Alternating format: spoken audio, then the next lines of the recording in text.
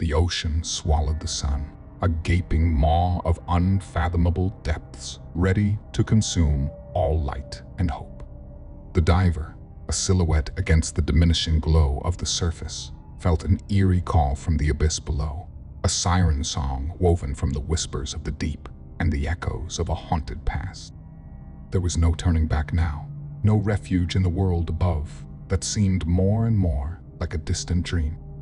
The diver was drawn to the darkness, a moth to a flame, a soul seeking answers in the wreckage of a ship that promised secrets as dark as the ocean itself.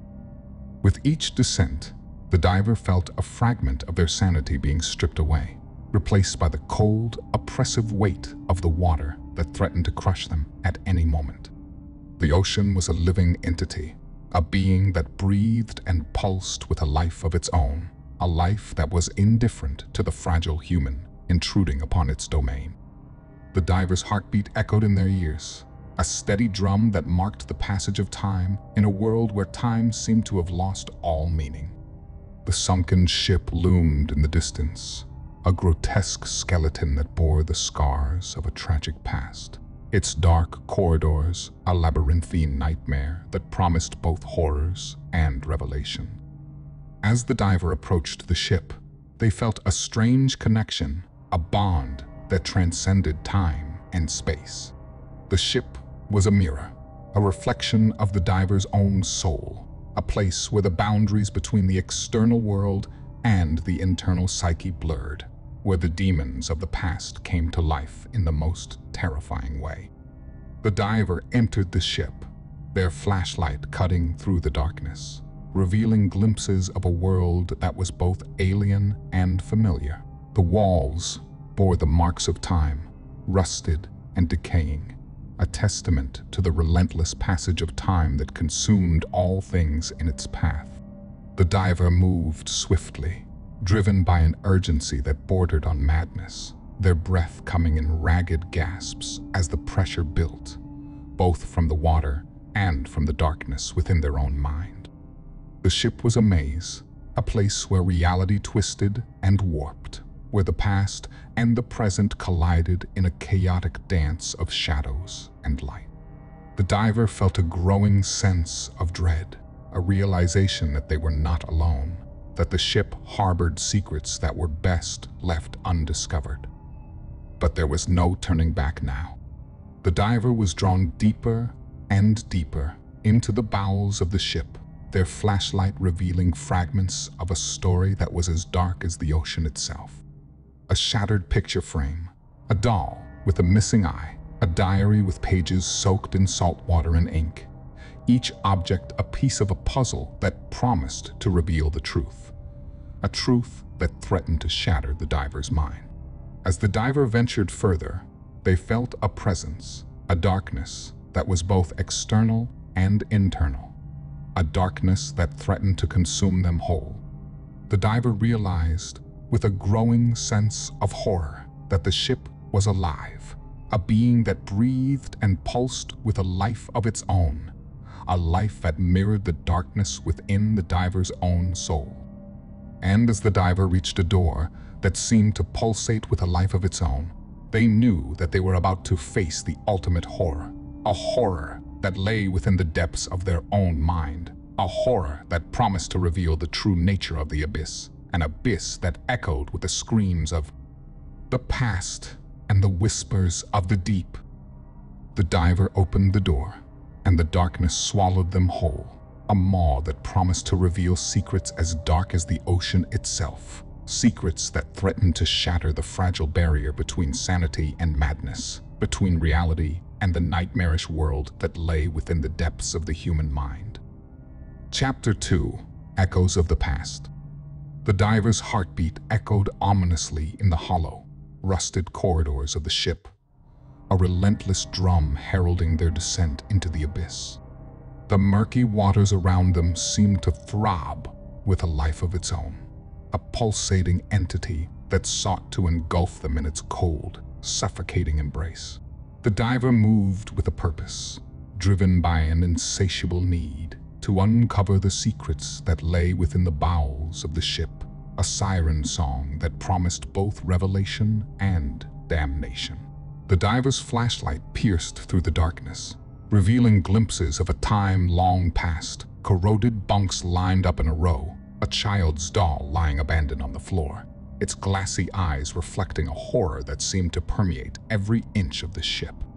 The diver's breath came in ragged gasps, the weight of the water and their own burgeoning fear pressing in on them from all sides. And then, amidst the decay, a glint of something familiar. A locket, half buried in the silt. The diver picked it up, their gloved fingers tracing the delicate patterns etched into its surface. As they opened it, the world around them seemed to fracture, giving way to a torrent of fragmented memories and echoing screams. Images flashed before them, a smiling face, a blood-red sunset, a scream that echoed through the corridors of time. The divers shook their head, trying to dispel the visions that threatened to consume them. But the ship had other plans. It seemed to come alive, its rusted walls groaning and shifting, as if trying to trap the diver within its decaying embrace. The boundaries between the past and the present blurred, the ship becoming a twisted reflection of the diver's own mind, a labyrinthine nightmare that echoed with the screams of the damned.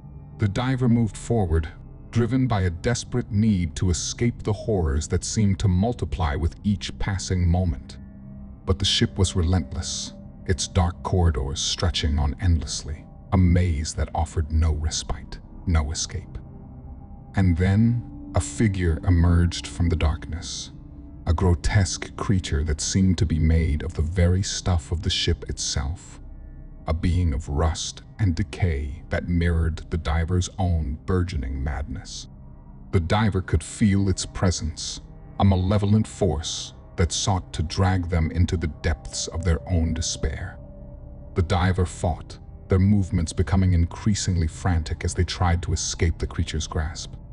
But the ship and the creature were one, a symbiotic entity that fed off the diver's fear, growing stronger with each passing moment. As the diver ran, the corridors of the ship seemed to close in on them, the walls pulsating with a life of its own, a relentless entity that sought to engulf them in its cold, suffocating embrace.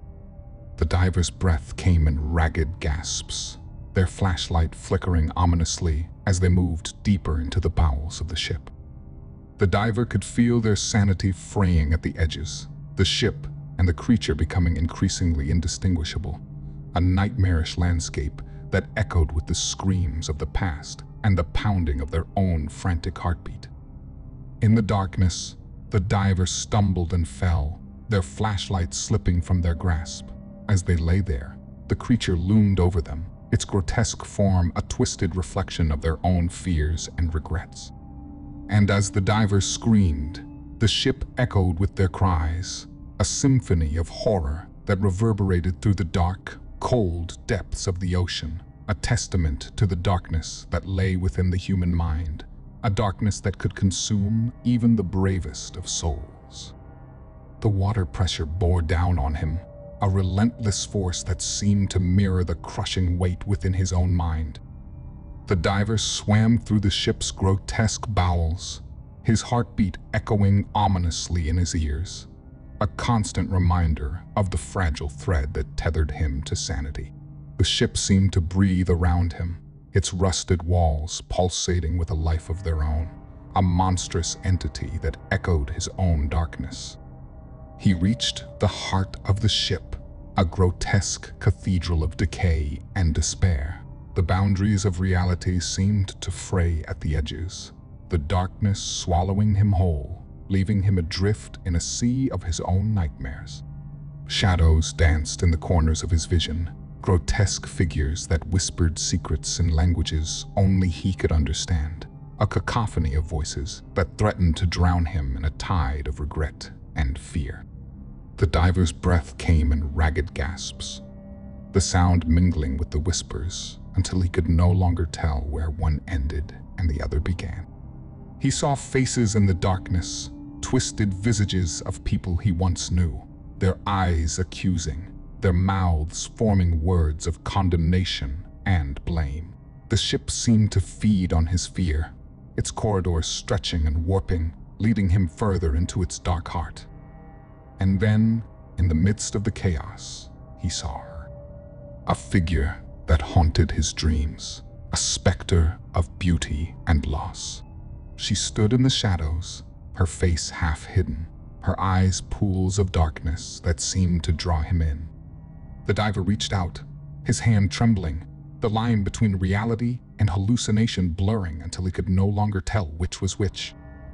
He heard her voice, a siren song that echoed through the ship's hollow chambers, a melody of despair and longing. The diver followed, his mind unraveling, the darkness within him reaching out to the darkness that surrounded him, a twisted symphony of horror and beauty.